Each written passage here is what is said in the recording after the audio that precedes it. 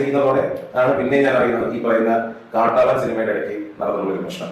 ആ പ്രശ്നത്തിനെ കുറിച്ച് ഞാൻ വീഡിയോ ചെയ്തു. ആ വീഡിയോ ആണ് ലാസ്റ്റ് ഹനാൻഷയുടെ ഇൻവോൾവ് ആയിട്ട് ഹനാൻഷയുടെ വിഷയം എന്തായിരുന്നു വെച്ച് കഴിഞ്ഞാൽ, ഹനാൻഷ എന്താണ് പറയുന്നത്, അബ്ദുൽ ഹക്കീമിനെ എന്റെ അടുത്ത് വലിയ പരിചയമില്ല, ഞങ്ങൾ സുഹൃത്തുക്കളല്ല, ഞങ്ങൾ ചെറിയൊരു പരിചയം ഉണ്ടായിരുന്നു എന്നൊക്കെയാണ് ഹനാൻഷ പറയുന്നത്.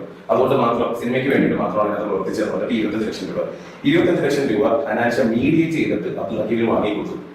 അതുപോലെ തന്നെ ഹനാൻഷ പറയുന്നുണ്ട് ഈ പൈസ ഹനാൻഷ എടുത്ത് ഹക്കീമിന് കൊടുക്കുകയോ ചെയ്ത് നമുക്ക് വേറെ ഒന്നും അറിയത്തില്ല എന്ന് പറയുന്നത്. പക്ഷെ ഇന്നത്തെ ചോദ്യത്തിനെ ഉണ്ട്, അതായത് സവാദ് എന്ന് പറയുന്ന ഹനാൻഷയുടെ കൂട്ടുകാരൻ, അയാൾ വർക്ക് ചെയ്യുന്നത് എറപ്പാടുള്ള അവിടെയാണ് ഈ സവാദ് ജോലി ചെയ്തുകൊണ്ടിരുന്നത്.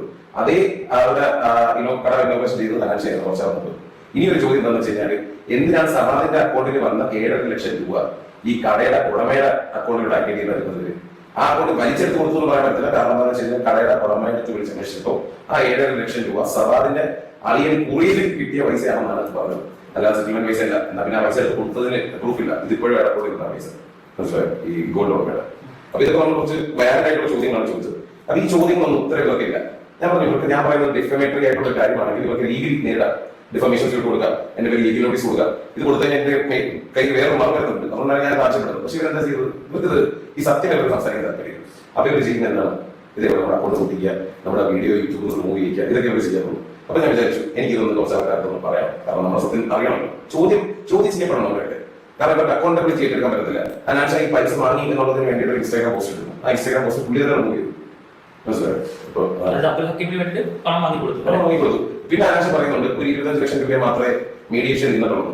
അതിനുശേഷം വീണ്ടും ഒരു 50 ലക്ഷത്തിനും കൂടെ വേണ്ടിയിട്ട് ഹനാൻഷ മീഡിയേഷൻ വേണ്ടി നിന്നു. അതിന് പെപ്പെ സമ്മതിച്ചില്ല. കാരണം ഈ 25 ലക്ഷം രൂപ തന്നെ മേടിച്ചു കൊടുത്തത് പെപ്പയുടെ ഭാഗത്തോ ഈ പറയുന്ന മൂവിയുടെ പ്രൊഡക്ഷന്റെ ഭാഗത്തോ ഒന്നും തെറ്റുണ്ടായിരുന്നല്ല. ഒരു കള്ള ഫേക്ക് കേസാണ് പെൺകുച്ചിനെ കൊണ്ട് കൊടുത്തത്.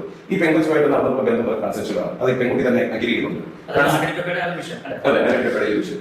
ഈ ആന്റണി പെപ്പയുടെ വിഷയത്തിൽ ആ പെൺകുട്ടിക്ക് യാതൊരു രീതിയിലുള്ള പ്രശ്നങ്ങളില്ല. അതായത് നിയമപരമായ പ്രശ്നങ്ങളില്ലായിരുന്നു. സെക്ഷൽ അസോൾട്ട് ഇല്ലായിരുന്നു, അതുപോലെ തന്നെ എക്സ്റ്റോഷനോ വേറെ രീതിയിലുള്ള ഫിസിക്കൽ വയലൻസോ ഒന്നുമില്ലായിരുന്നു. അങ്ങനെ ഇല്ലാതിരുന്ന ഒരു വ്യക്തിനകത്ത് എങ്ങനെയാണ് ഇവര് റേപ്പിനെ കേസ് കൊടുക്കാൻ